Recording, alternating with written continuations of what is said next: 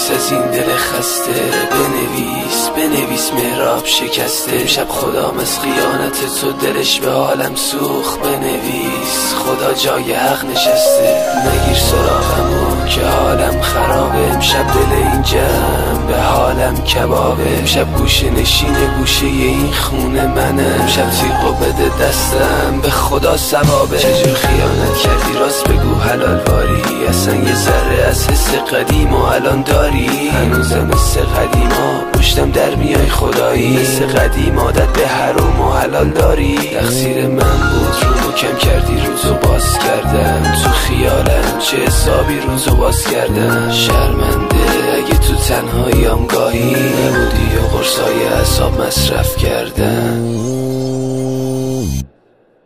دیگه حالم از امشب گفتنام به هم میخوره. فقط عشق از تو تیغی که این رگا رو میبره. امشب انقدر میزنم پاره پارش این تنم. جون مادرم ببینم زیر گوشت میزنم. من اضافی بودم دکتر دل مادرم و دوختم. مادر انقدر صدا ترم جیگر خیلی ها سوختم. میگن صدای خستم مرهم درد یه ملت. همین که خاطر ساختی واسه من یه دنیا منته. امشب وقتشه وقت لغو قرار داده. خیانتت حلقه رو تو جیب من قرار داده.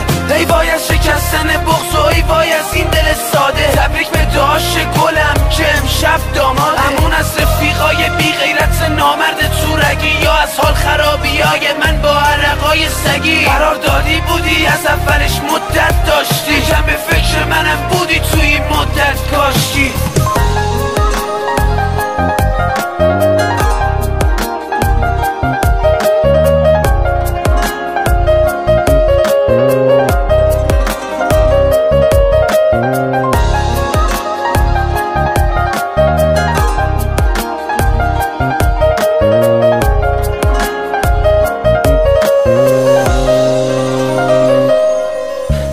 چقدر چشمام این کوچه ها رو سیر کنه. شب داغونم خدا بخیر کنه. عشقا تاگونه هات از لباتی مسیر رو طی کنه. ببینم مردش کیه تا صبح زیر هش پلی کنه. شب گریه کن با خون گریه. شب عشقمو با دستای خودم دادم هدیه. شب غمگین ترین آدم ای شادی منم. امشب تو رو بردم منم بردم پی به خدایی که به حروم تو نفس داد.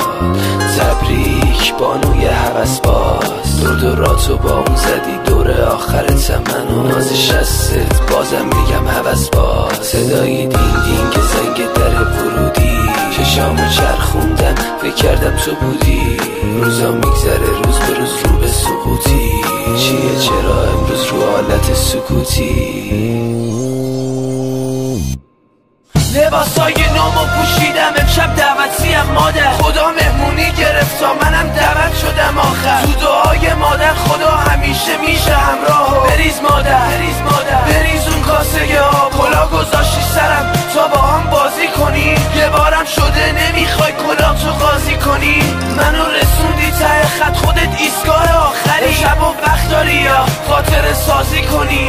دست درست عجب حرمت ناموس رو نگه داشتی. تو شکستن باورای من دست داشتی. تو خیانت نکردی که فقط 2 نفر رو دوست داشتی. بگو چرا فقط دلمو تو مشت نگه داشتی. خیانت کردی با این که دیدی آروم شکسته. خیلی ها واسه حسادت اومدن کنارت نشستن. من که حلالت نمی کنم